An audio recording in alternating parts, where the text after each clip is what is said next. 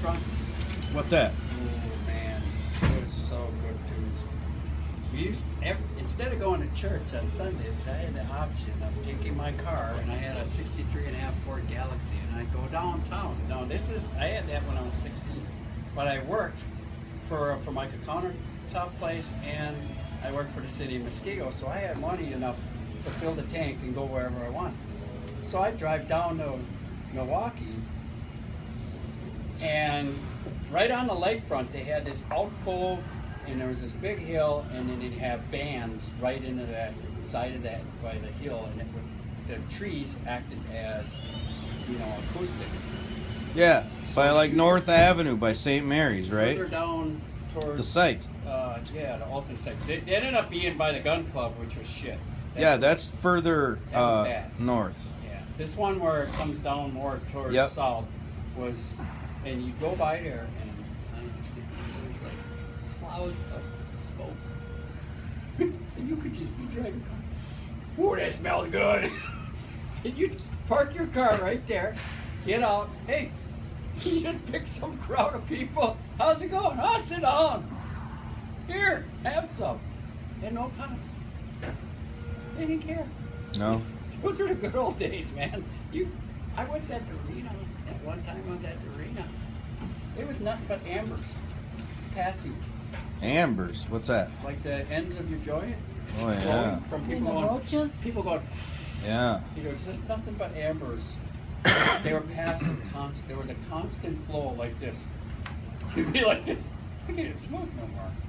Fuck, who the fuck can smoke all this pot? And it just people passing joints.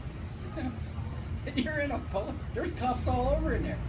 They didn't fucking do nothing. It was like it was legal. It wasn't legal if they stopped you and caught you and you had enough that they could say, well, that's not personal use if you're carrying it out. So if you carried it out, you could get either fined, or you could, they could put you on probation or something and say, okay, we're going to watch you for a while. You're under the microscope. Or you could get busted for selling, like, you could have a pound or something and end up getting, busted. Well, that's. But then intent. it wasn't like it is now. It was That's like intent to distribute. Yeah, and then it wasn't that bad. You'd had to be doing something really bad to go to jail back then. If you had like coke. Now heroin wasn't. They didn't have a lot of heroin, and you had a bunch of. What was your favorite though? I like hash and Yeah. What about the orange I like sunshine? hash oil. No, I didn't get either. All that LSD is bad. It expands your mind, but it fucks you up. You can lose your mind, man. Yeah, you can. I know. I actually, Ellen's uncle was at this wedding we went to. He did so much LSD, he fried his brain, and he's in a wheelchair now. He's the only one out of all of Oh my the God. brothers. There's only 2 left, and he's like, we gotta help him get in this wheelchair and put him on a lift. He wears diapers. In his mind is still, he can remember. If they're talking about stuff, he can remember the details, but he can't talk anymore. He's like, that's it. Yeah. And you're like, what'd you say? It's like, Kind of like Ozzy? and he's really a nice guy, but they said he. But you fried can't his- understand they said a word he fried- says. You can't understand what he's saying unless you know you listen to him. It's like listening to a baby trying to talk, and he's kind of slurred, and it's like, how the hell? Did you catch that? His kids love him.